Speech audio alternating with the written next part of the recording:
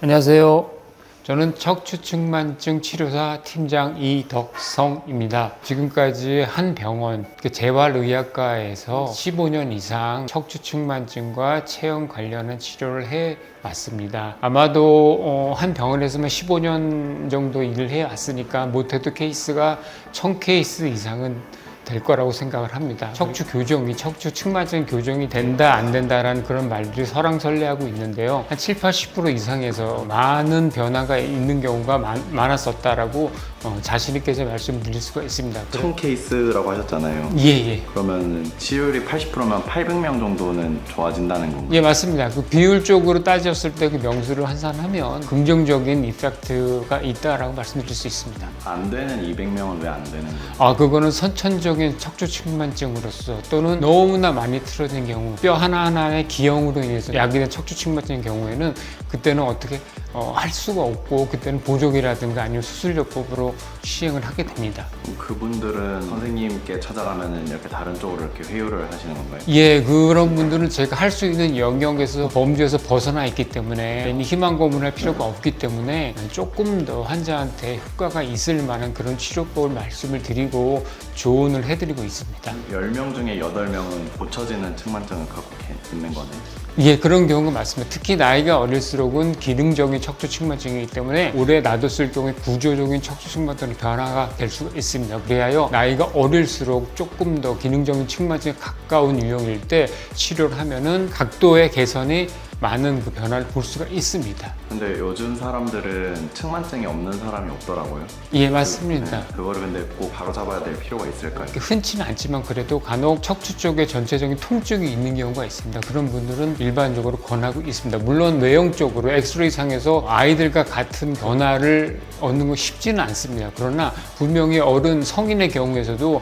비포 앤 애프터를 비교해 봤을 때 좋아지는 그런 경우가 있었기 때문에 권하고 있습니다. 불편하진 않다. 그런 사람들한테 뭐라고 얘기하시죠? 성인분들이라면 뭐 그렇게까지 말씀을 하시기 때문에 뭐 어떻게 크게 제가 이렇게 해라 저렇게 해라라고 말씀은 못 드리겠지만 아이들 같은 경우에는 계속해서 자라면 성장판이 열려 있기 때문에 성장판이 열려 있으면 일반적으로 성장판이 닫힐 때까지 계속 각도가 조금씩 증가하고 있습니다. 참, 그리고 한 가지 더 말씀드리면 성인이라도 일정 각도 이상이 될 때 일반적으로 요추는 35도, 흉추의 커브는 40도가 됐을 때 1년에 1도씩 틀어진다는 그런 확실한 내용이 문헌에 실려 있습니다. 명시가 돼 있기 때문에 그런 거를 조금이라도 미연에 방지하고자 치료를 일반적으로 하는 게 조금 더 환자한테 좋지 않을까 생각이 듭니다. 선생님은 왜 측만증 초점을 맞춰서 연구를 하시게 된 거예요? 척추측만증을 하고 싶다라고 해서 제가 시작을 한 건 아니고요. 우연치 않게 병원 생활을 했는데 그 병원이 마침 척추측만증에 대해서 치료를 하는 그런 병원이었습니다. 근데 마침 제 인생의 첫 케이스가 드라마틱한 정도로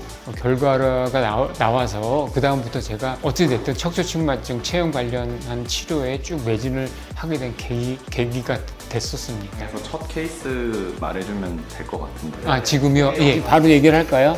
예. 첫 케이스는 2004년인지 5년인지 좀 가물가물하긴 합니다만 10세, 11세 여아를 치료를 했습니다. 할머니 손에 이끌려서 온 그런 친구였는데요. 할머님이 말씀하시길 또래보다 키 성장이 더디고 허리를 앞으로 숙였을 때 등 한쪽이 좀 튀어나온 것 같은 느낌이 있다라고 말씀하셔서 체크를 해보니 역시 그러한 그 소견을 갖고 있었습니다. 하여 엑스레이 찍은 결과 흡수각이 무려 23도가 되는 그런 각도를 갖고 있었습니다. 첫 케이스니까 혹시나 잘못 손을 댔다가 조금 더 각도가 커지는 경우 그런 사례들도 있기 때문에 기본에 입각한 그런 치료로 일단 접근을 해서 치료를 해보자 생각을 해서 달수로 따지면 한 3달 정도가 됐습니다. 다행히 3개월 동안 아이 키가 무려 3cm가 컸고요. 물론 성장 시기와 맞물려서 치료 자체가 많은 시너지를 줬다고 생각을 합니다. 그래서 그리고 엑스레이 상에서도 23도였던 그 콥스 각도가 무려 2도로 줄어드는 아주 진짜 드라마틱한 그런 결과를 받을 수 있어서 저뿐만 아니라 환자분들은 그 환자를 데리고 온 할머니도 아주 기뻐하셨던 걸로 제가 이제 기억을 하고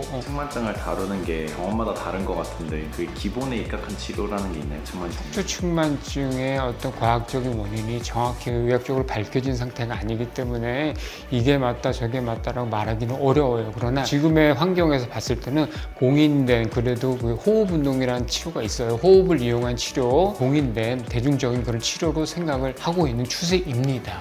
예. 그때는 그것만 했는데 그렇게 드라마틱한 결과로 그때는 호흡법이 없었습니다. 그때는 아직 제가 호흡법을 접하기 전이었고요. 그냥 저의 개인적인 치료 테크닉을 이용해서 또 제가 사용하는 테이블이 있습니다. 그 테이블을 이용해서 정확한 결과를 받아볼 수가 있었습니다. 그때는 저연차였을 텐데 예, 맞습니다. 어떻게 그게 가능하셔서 비결이 혹시 뭐라고 생각하시는지. 일단 엄한 거를 건드리지 말자. 물론 내 욕심이 생겨서 조금 더 이걸 이렇게 해보면은 조금 더 환자한테 좀 도움이 될 수 있지 않을까, 각도를 줄일 수 있지 않을까라는 그런 생각에서 엄한 거를 좀 치료를 합니다. 그러면은 나중에 애프터 사진을 찍어봤을 때 특히 아이들 같은 경우는 아직 성장판이 열려있기 때문에 척추가 언제든지 변화무쌍하게 변할 수가 있는 그런 가능성이 있기 때문에 엄한 걸 건드리지 말자. 그런 생각을 가지고 항상 접근을 하고 있고요. 척추 측만증에 관한 좋은 영상을 올리도록 하겠습니다. 관심이 있으신 분들은 좋아요, 구독 버튼 한번 눌러주시고요. 그리고 혹시 척추 측만증에 대해서 궁금하신 사항이 있으시면 제 메일이나 연락처로 연락을 주시면 바로바로 즉각 답변을 올리도록 하겠습니다. 감사합니다.